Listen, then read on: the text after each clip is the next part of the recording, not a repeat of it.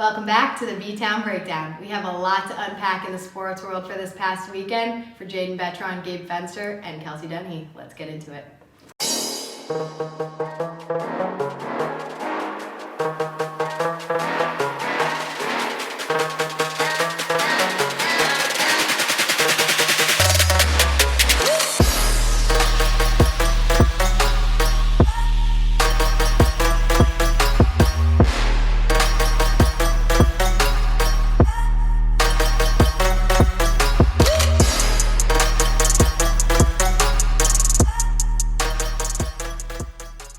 We are so excited to introduce a new segment called Before the Bell, where Gabe and Jayden bet on the upcoming main and co-main events for the UFC fights on the weekend.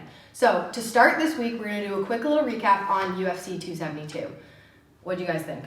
Yeah, so Covington coming into the match, 16-3, and Masvidal coming in 35-15. I was kind of going for Masvidal because he grew up closer to my home.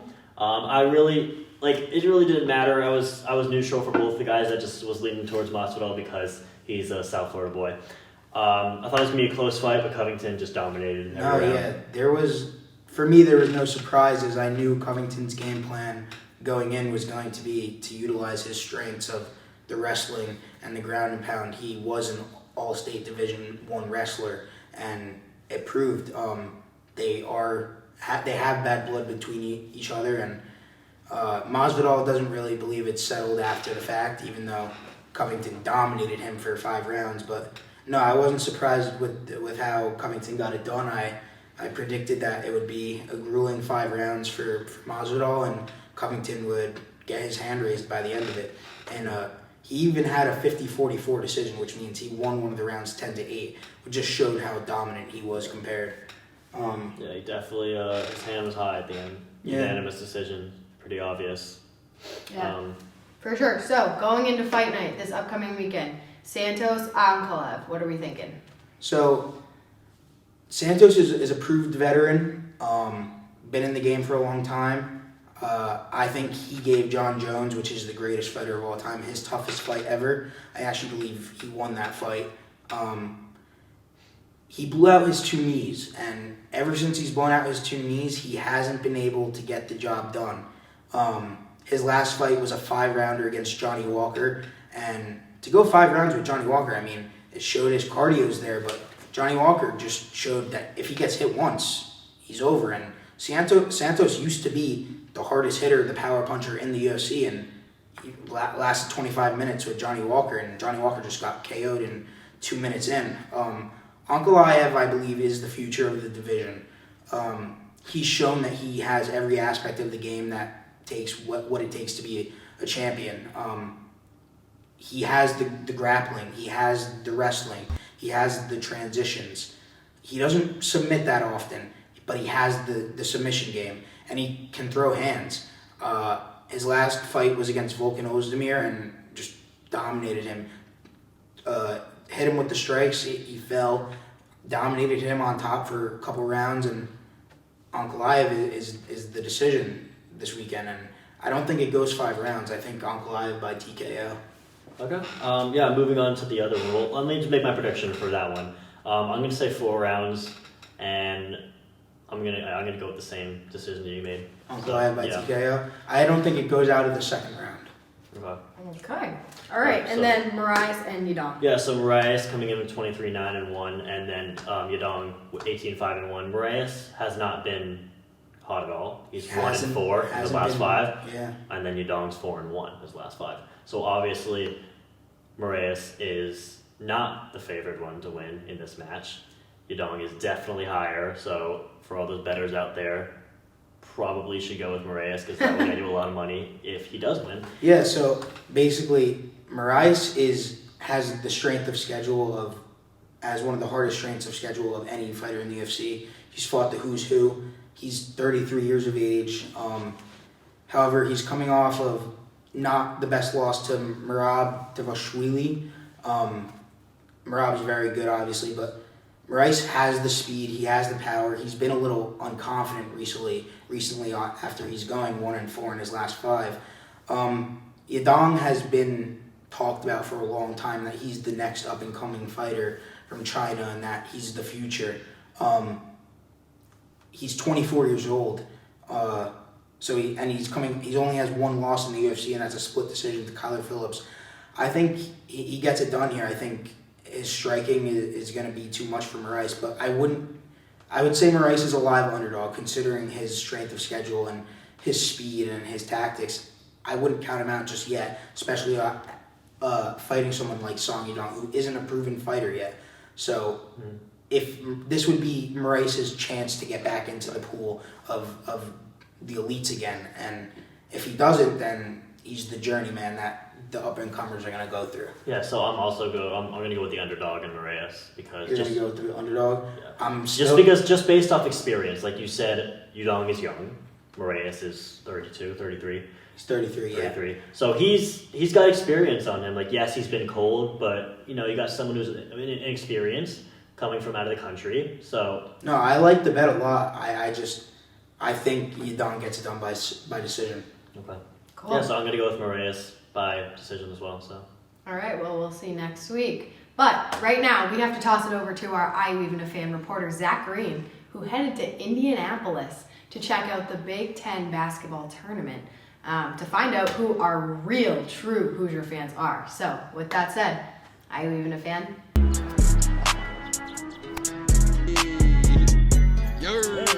Hey. All right. Okay. Let's go. We hear a lot about the love of Jesus, but yet how many people really love Jesus? We love the We Hoosiers. love Jesus Christ enough to Who's turn winning? from The sin. Indiana We Hoosiers love or Jesus Michigan Christ Wolverines? To turn away from all the Jesus. desires that are against. What's your prediction for the game? I got Michigan today. I got Michigan. You got Michigan. Which one you got on? Indiana? I'm gonna get Drain down. 10 bones. 10 bones. Michigan. Desperate times call for desperate measures. Is the leader of Bloomington, Indiana. Playing today, man? Are you playing today? We what? We need you. We need you. How tall are you? 7 foot. Okay.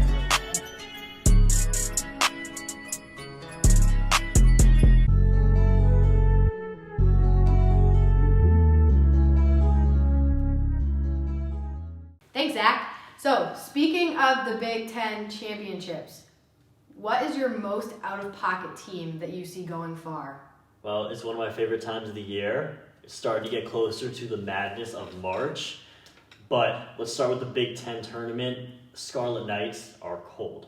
I say cold as in like Good? they're disgustingly amazing right now. I would say more hot than. I think they're the most out-of-place team in the tournament.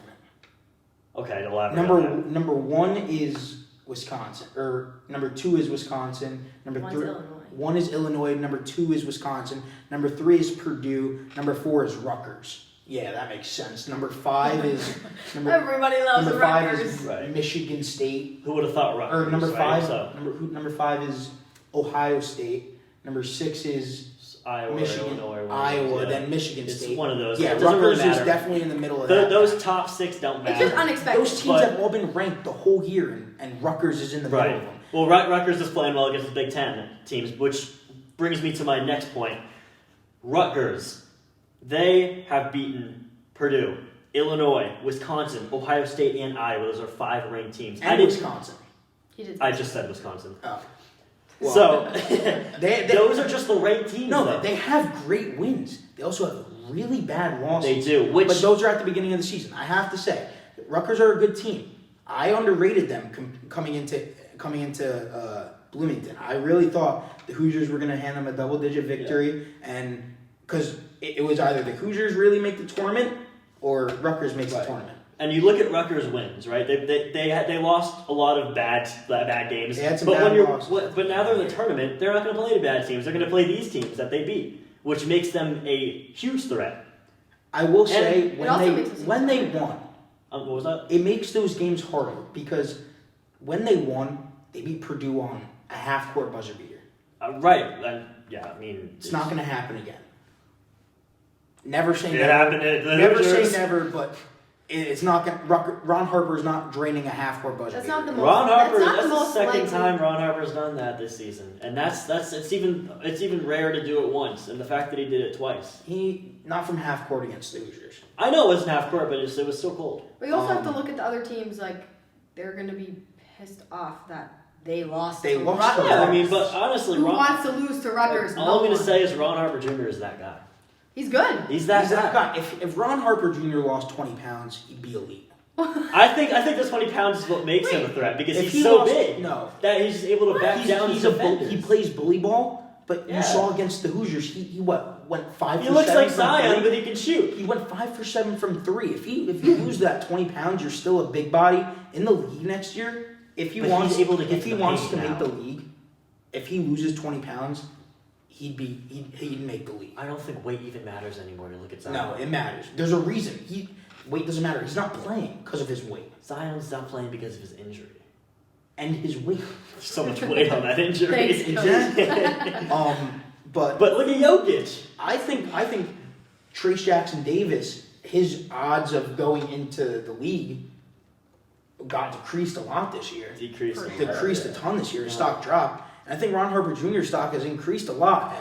And he's shown that he doesn't need to put up superstar numbers, but he's dishing the ball around. He's doing what his team needs. He's finding open people in the paint. He's driving. He's passing the ball.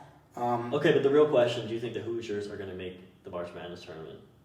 The only way the Read Hoosiers my mind, dude. make March Madness is if they beat Michigan in the first round of the Big Ten tournament, which Which could happen because Which you know, could like happen. you said, they might be You pissed. never know. You never know. But I guess we'll never know. I will say when Michigan came in here after Purdue, we beat Purdue. We were on a high and we played terrible.